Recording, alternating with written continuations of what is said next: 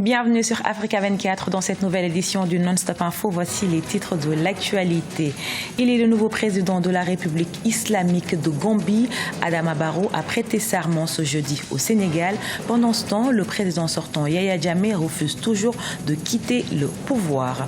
Retour au calme en Côte d'Ivoire suite au mécontentement des militaires. Les autorités annoncent un plan d'urgence et promettent de se pencher sur les revendications. Et puis au Burkina Faso, Agropole et la Fondation Avril signent un accord en faveur du développement de la filière soja. Cette entente ambitionne de porter la production annuelle à 100 000 tonnes d'ici 2022.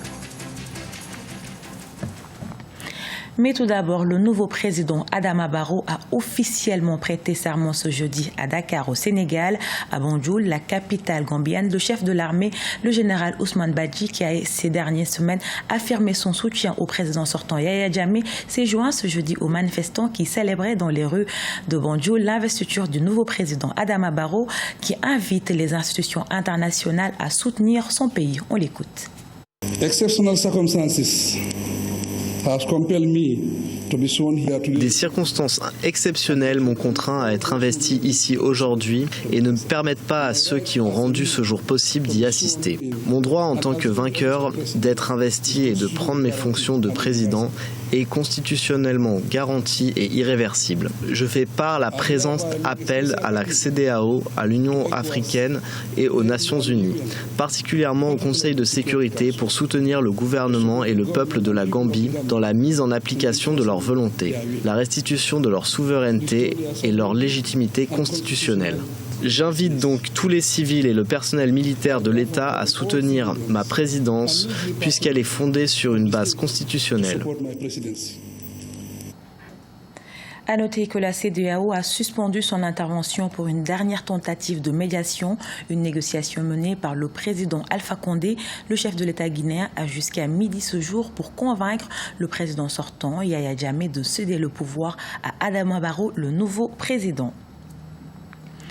En Côte d'Ivoire, le gouvernement tente d'éviter une révolte généralisée suite aux primes accordées aux militaires mutins de mi-janvier. D'autres s'estiment lésés et pour éviter de nouveaux mouvements de révolte, les autorités annoncent un plan d'urgence et promettent de se pencher sur les revendications. Deogracias Podo. La situation sociopolitique de la Côte d'Ivoire demeure inquiétante. Depuis plusieurs jours, les mouvements de mécontentement se multiplient à travers le pays, menés notamment par des agents de l'administration publique et certains corps de l'armée nationale. Les soldats revendiquent entre autres le paiement de certaines primes et l'amélioration de leurs conditions de vie. Essentiellement issus des ex-forces armées des forces nouvelles, ils avaient participé aux opérations de sécurisation du processus de sortie de crise entre 2007 et 2011.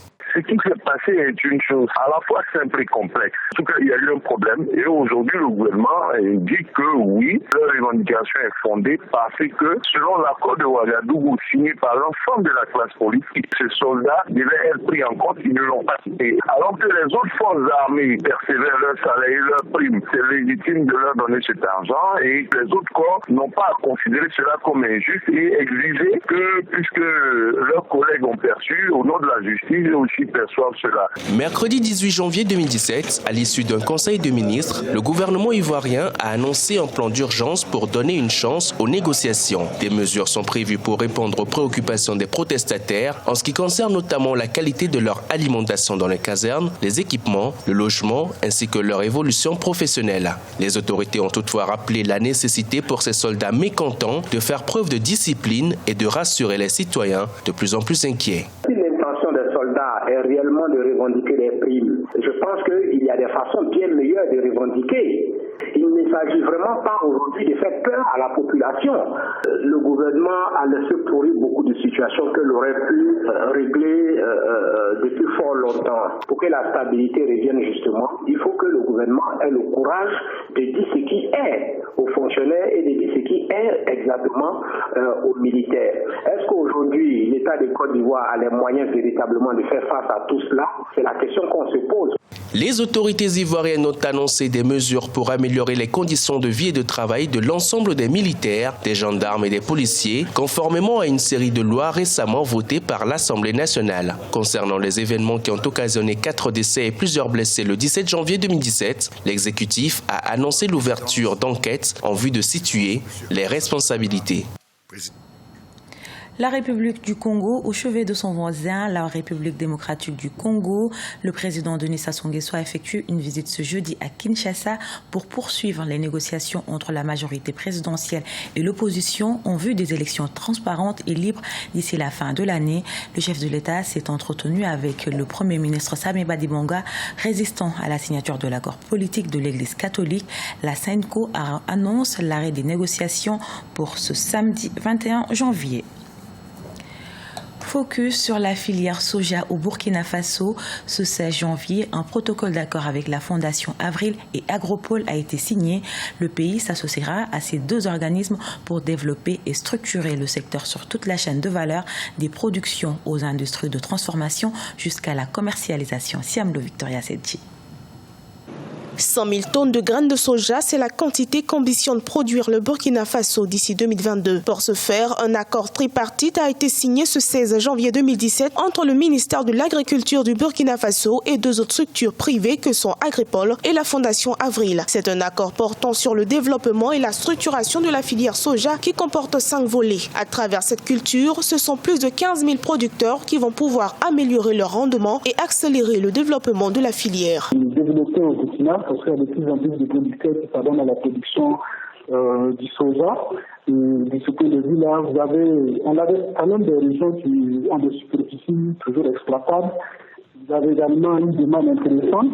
Et même au niveau de la chaîne de transformation, la chaîne de valeur de la production du soja, vous avez déjà des usines de transformation du soja, que ce soit la production de lait de soja, la production d'aliments pour détail. Ainsi, cela constitue des potentialités pour la filière, au-delà du fait que de plus en plus, il y a un certain nombre de producteurs pour cette filière-là. Très peu développé au Burkina Faso, c'est moins de 20 000 tonnes de soja que le pays arrive à produire par an. Depuis près de 5 ans, plus de 750 producteurs se sont impliqués dans des activités qui visent la transformation de la filière sur 400 hectares. Mais de nombreux producteurs restent encore confrontés au vieillissement des unités de transformation. Certains d'entre eux ont besoin d'être accompagnés financièrement et mieux organisés. Bon, en fait, il y a déjà important cet objectif de 100 000 tonnes-là, mais déjà, va par rapport à l'organisation des acteurs sur toute la chaîne, que ce soit les producteurs, les acteurs de la chaîne de commercialisation.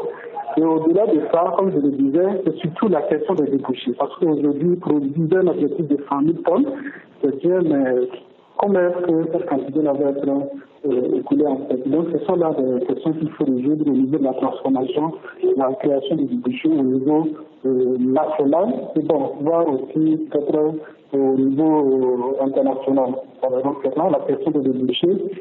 Avec de nombreuses potentialités, la filière soja rapporte environ 3 milliards à l'État burkinabé, avec plus de 3 000 producteurs qui consacrent jusqu'à 50% à 60% de leur superficie exploitable. Ces derniers travaillent pour vendre 90% de leur production depuis l'expansion de cette filière en 2015 dans un pays qui veut tendre vers l'autosuffisance alimentaire. Cet engouement national met alors au défi les autorités dans ce pari qu'ils veulent gagner.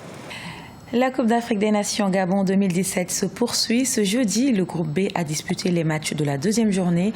La Tunisie a remporté le derby contre l'Algérie. Les Aigles de Carthage se sont imposés 2-1 contre les Fennecs. Et le Sénégal conserve sa première place du groupe B en battant le Zimbabwe 2-0. Les Lions de la Teranga deviennent ainsi la première équipe qualifiée pour les quarts de finale.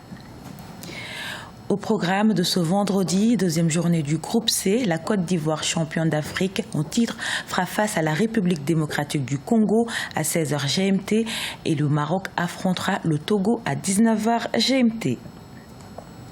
Ce journal a été réalisé par l'ensemble de la rédaction. Nous vous remercions pour votre fidélité. Dans un instant, une nouvelle édition de l'actualité sur Africa 24.